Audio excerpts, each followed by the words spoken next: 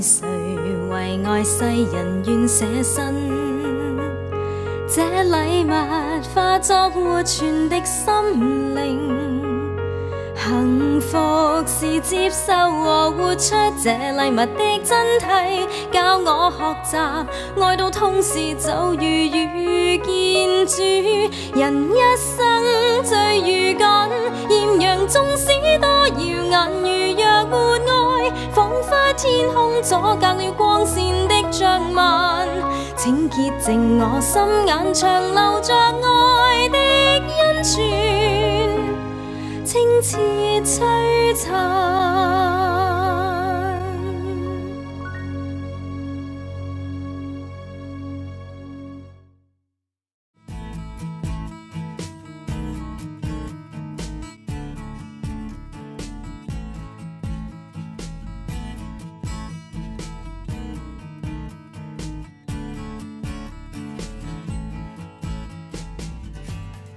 我好鍾意去旅行，去過世界各地大大小小嘅城市。最近嘅2次普世青年節，2011年喺西班牙馬德里，同舊年喺巴西里約熱內盧嘅，我都有參加。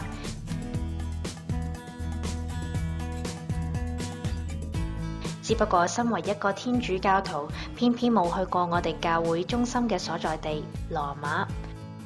所以今次決定要趁教宗若望23世同教宗若望保祿2世封聖呢件教會盛事，去到梵蒂岡，親身見證呢個歷史性時刻，亦都借機會了解一下呢2位教宗到底對教會同教友有啲咩影響，更加想知道成聖究竟係乜嘢嘅一回事。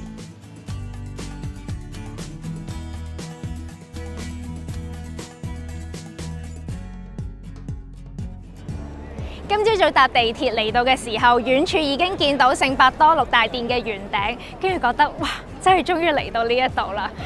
過保安嘅時候，一路向上望，望到石柱上面有好多聖人嘅石像。今日個天好藍，覺得聖人好似真係喺個天度飛緊一樣，同睇紀錄片或者睇旅遊節目係一個好唔一樣嘅感覺。好開心可以嚟到呢一度。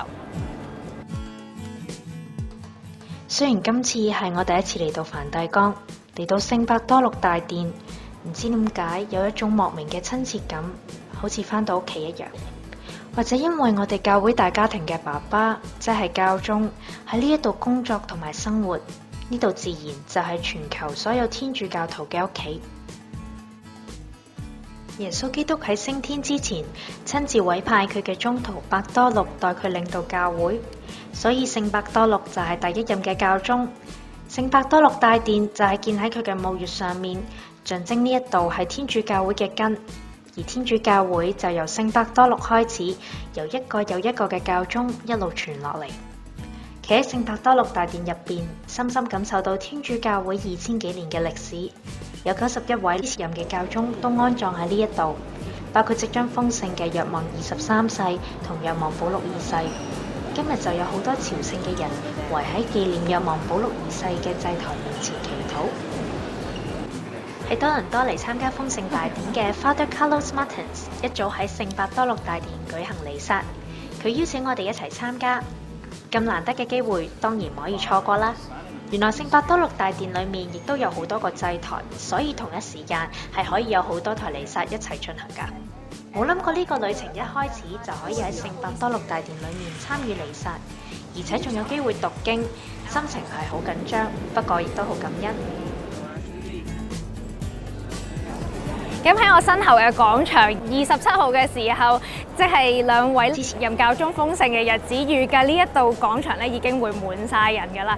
而即使去到後面車站嗰一邊咧，好多朝聖者亦都會喺嗰一度留守。我哋而家咧就喺個走廊後面，咁而今朝早亦都見佢哋做咗好多準備嘅工作啦 ，set 緊好多嘅凳。而後面咧就係教宗方濟各嘅台，咁佢咧就會係正正望住嗰邊嘅十字架，咁而今朝早亦都啱見佢哋掛起咗2位歷任教宗嘅肖像，佢哋喺真福嘅時候，亦都係用緊同一幅肖像。喺偶然嘅機會下，認識咗由中國嚟羅馬讀書嘅黃修士。呢位修士喺羅馬已經2年，意大利文亦都非常流利。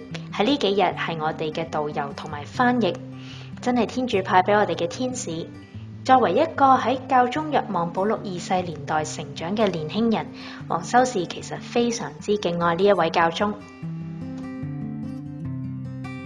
他對年輕人的寄望是有別於其他所有的團體的領導，包括國家、政府對年輕人的寄望是有別於的，因為他對年輕人寄望呢，他特別強調一點，他說：你們是21世紀的年輕人，你們要為這個世界帶來和平，你們要為這個世界除去暴力，除去戰爭，要為這個世界帶來和平。他說：你們呢要多去關注那些沒有食物的人，多去關注那些正在邊緣受苦的人，多去關注那些沒有足夠的能力去照顧身邊的那些人，多去關注他們。他說：年輕人，你們是這個世界的希望，你們是教會的希望。最後一句話讓我非常感動，他說：你們是我的希望。若望保祿二世係一個好謙卑嘅人，佢清楚人嘅能力非常有限，所以佢會藉住聖事領受天主嘅力量。每個禮拜佢亦都會辦告解。擔任教宗期間，佢向教會曾經傷害過嘅人公開道歉，請求佢哋原諒教會。剛選為教宗的時候呢，然後站到這個梵蒂岡那個陽台上邊，然後問候大家的時候，他說：如果我錯了，請你們糾正我。在這句話裏邊，我看到了就是基督的謙遜。在那裡，他雖然身為教會的這種最高領袖、最高職務，並且是基督在世的代表，他也特別提出來：如果我錯了，請你們糾正我。我覺得這對我來說是一個很大的、很感動的一句話，也是對我很大的一個提醒的一句話。當時對我的感受，我覺得我應該去認識到自己的有限，然後去看自己的一些缺陷，然後真誠的去面對自己。因為有的時候不可能我是什麼時候都是對的，這是絕對不可能的。若望保祿二世面對痛苦嘅態度，亦都啟發咗黃修士。直到他老年的時候，我們會發現他講話已經非常不清晰了，非常痛苦的時候。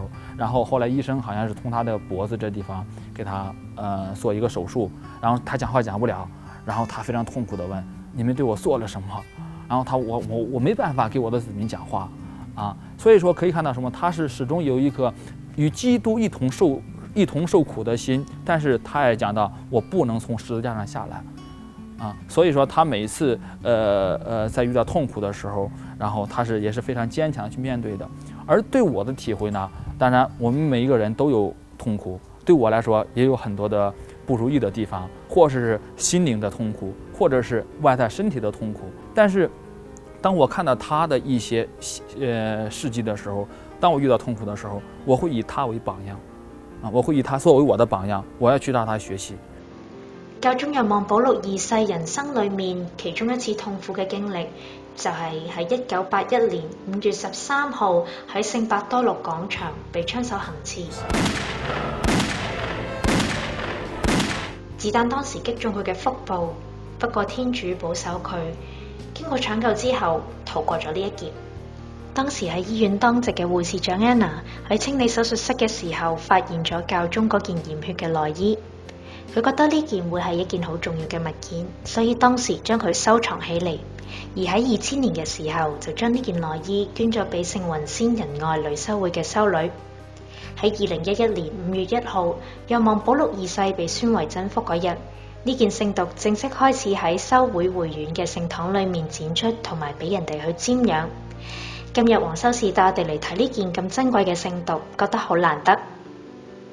當時這個護士呢，就是安娜小姐啦，她當時為她這個去護理的時候呢，當時為她做手術的時候呢，把這個衣服從這兒攪開的時候，我們現在看到這是剪開的。然後呢，這個安娜女士呢，當時她看到衣服之後呢，她想把它扔掉得了，後來她想了想，不行，她應該把這個收起來這個東西，因為這以後是個很好的紀念，所以她就收起來了。我們現在看到這幅圖畫呢，就是教宗這個痊癒之後呢，他去見這個持槍者，就是暗殺者，去見他，然後寬恕他。修院嘅院長 Sister Beatrice Piali 寫咗一封信，證明呢件聖髑嘅來源。他說：我證明這個聖髑，就是這一件衣服是来自这个安娜女士的，然后对，她当时这个这个见证了保罗二世教宗在1981年5月13日在这个圣伯多禄广场的遇难，就是被枪击被暗杀。他们院长呢，他说我认识安娜女士，在1964年就认识她，然后那时候呢正是我负责修会的时候。这个东西呢是當時這個安娜女士呢，她送給我們修會的一件禮物。負責接待我哋嘅修女亦都好熱情，同我哋分享呢件衫喺佢哋修會嘅歷史。修女說，她呢，當時呢，她也去參加了，她也去見了教宗。然後見了教宗之後呢，然後當時什麼這個 Signor 的安娜呢，她簽了字，然後證明這個東西就是教宗的。當時教宗也知道這件衣服。然後什麼？後來之後，教宗說：“那好，這也是教宗的意思。”然後放到你們修會。修女說，她當時就在場，這樣的。Gli altri anche Papa Giovanni Paolo II ha detto questo tutto， 是。OK， 修女說，教宗說呢，說我們都是兄弟姐妹，然後我也願意留在這裡跟你們一起，然後祈禱，一起這個就是敬拜，然後一起走我們的信仰生活。這是保羅二世教宗他當時給他們這個團體說的話。una cosa bellissima. Sì, OK。修女說，當她進入這個修會之後呢，然後她經常來這兒來祈禱，然後每次祈禱的時候給她一個很大的動力，很大的鼓勵。她特別說一點，說那個她能感覺到什麼呀？這個教宗呢就在這裡存在着。就在這裡存在着，所以都有的時候晚上呢，他說有時候天很黑的時候，是吧？然後他就是來教堂或者出去幹什麼時候，他都不怕。他說，因為我感覺到教宗跟我在一起，我不需要害怕。這修女的一個心靈的一個體會分享給我們。OK，grazie mille，說了，grazie。我當時就在想，如果能打開玻璃的話，我一定要用手去摸一下，然後我甚至可以說幾天不洗手都有可能。然後，但是當時我看到之後呢，我馬上就跪在那裡做個祈禱，然後做着祈禱呢，一方面什麼呀，是希望天主能夠借着他，借着這個馬上將要豐盛的聖人呢，然後為我轉導，恩賜給我信德，恩賜給我一種這種在信仰生活裡邊遇到任何困難的時候不畏懼的一種勇氣。然後，所以當時我做這個祈禱的時候是非常非常的感覺到他就在我身邊，這個感覺是非常非常明顯的。然後呢，這是我當時最深的一個感動。我特別回顧去看，然後幾次去看當時他被這個槍擊之後的一種表情，然後在他表情裡邊透露着一種痛苦，但是也透露一種安詳。他沒有害怕，他很安詳的，然後躺在那裡，然後眼睛還在他的眼睛是非常有神的，然後還是在看着那些這個陪護他的一些保安啦，一些主教們啦，然後看着他。所以看到這兒的時候呢，我發現在他身上發現的是信德，他的信德是很堅強的。之前都聽過教宗被行刺呢件事，不過親眼睇到呢件染咗教宗嘅血嘅衫，成件事好似發生喺自己眼前一樣，覺得好震撼。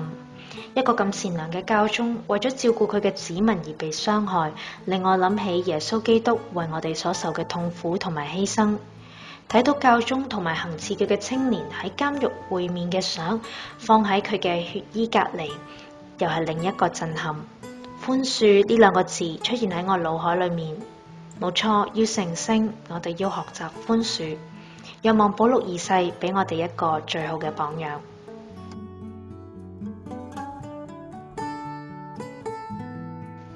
探訪過保存教宗若望保祿二世嘅聖髑嘅修院之後，就趕住去拜訪一位喺教廷裏面身居要職嘅華人神父，佢就係韓大輝總主教。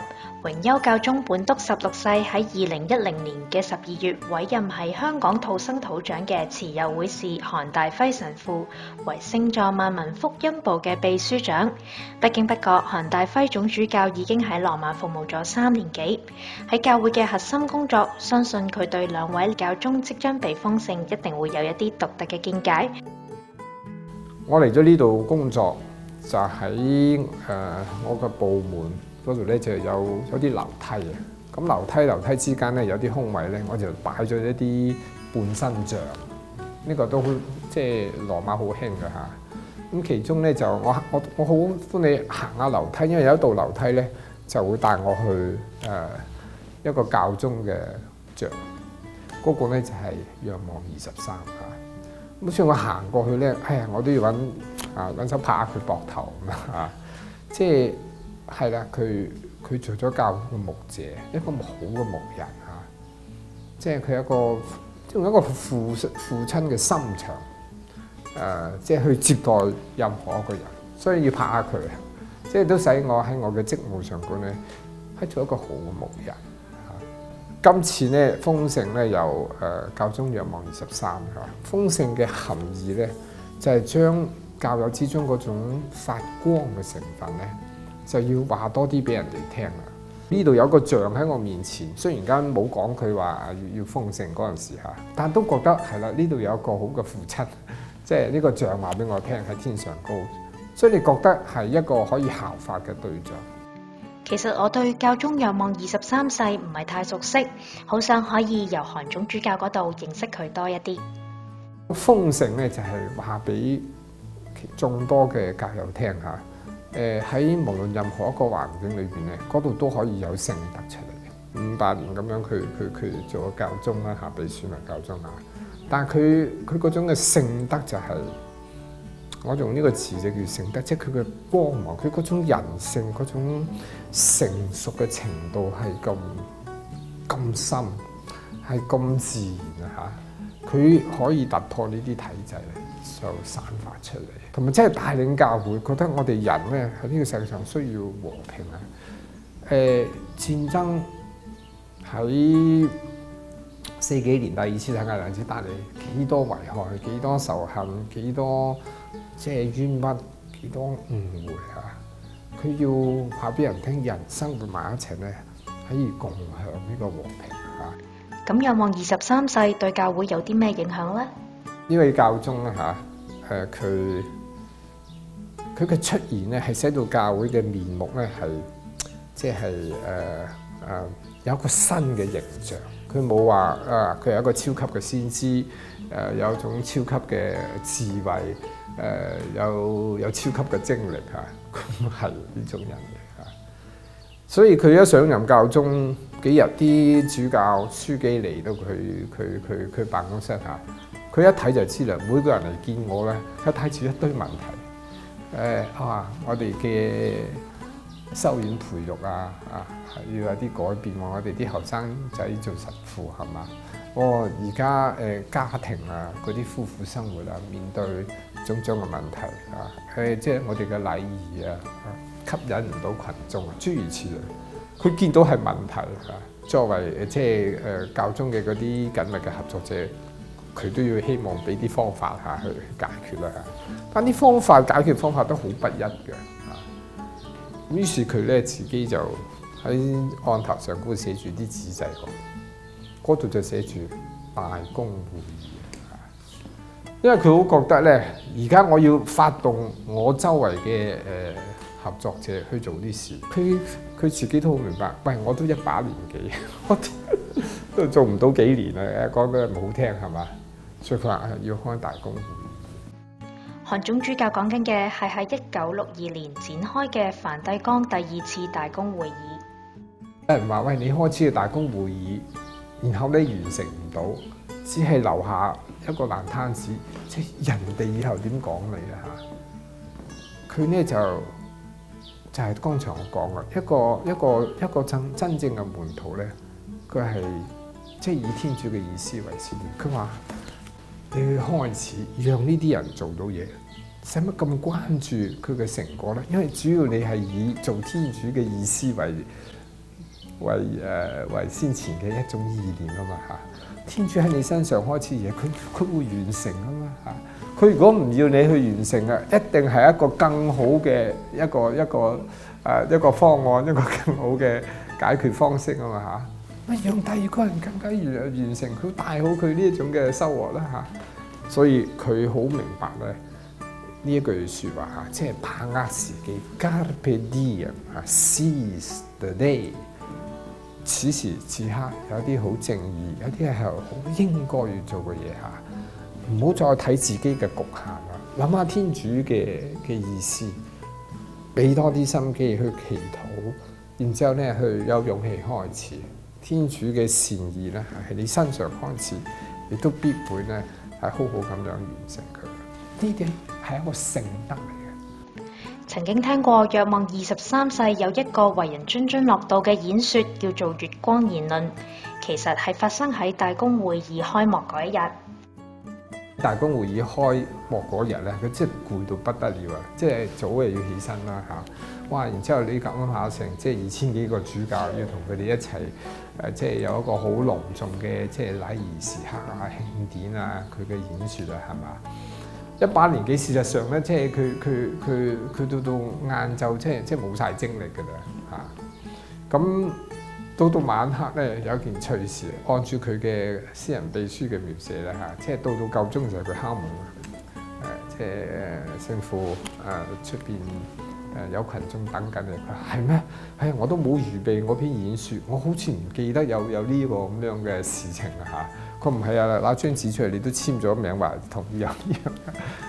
佢話我唔想咩啦，我太攰，都唔知，我都冇嘢同佢哋講。呢一位秘書就覺得哎呀，而家即係面對一個好大嘅問題，即係群眾喺出邊祈禱係等緊噶嘛嚇。咁於是咧，佢就即係挨窗就睇下我見到廣場咧就好多火光啊，好似火燭咁嘅樣啊。咁我係咩咪走埋去望下，咁啊哇！佢見到咁多人嚇，即係帶住蠟燭嚟咧嚇，即係佢心裏邊都好受感動嚇，即係咁多人嚟，即係佢唔係一個人行，佢係好多人支持佢嘅，即係尤其是喺晚黑，你見到咁多燭光就你就會見到嗰種嘅即係好強嘅感覺。咁所以佢打開窗啦嚇，咁啊佢咧就係冇預備嘅。咁隨後咧就即係講咗幾個思想出嚟，講下見到你哋我都好感動嚇。你睇天上個月光嚇，啲月光咧原來好似咧佢自己即係個月亮咧都要好，即係佢係一種詩意嘅描寫，都要提早走上嚟望下究竟即係我哋呢度廣場發生咩事啊，嚟到去參與我哋呢種嘅嗰種嘅興奮啊，同埋我哋嘅慶典嚇。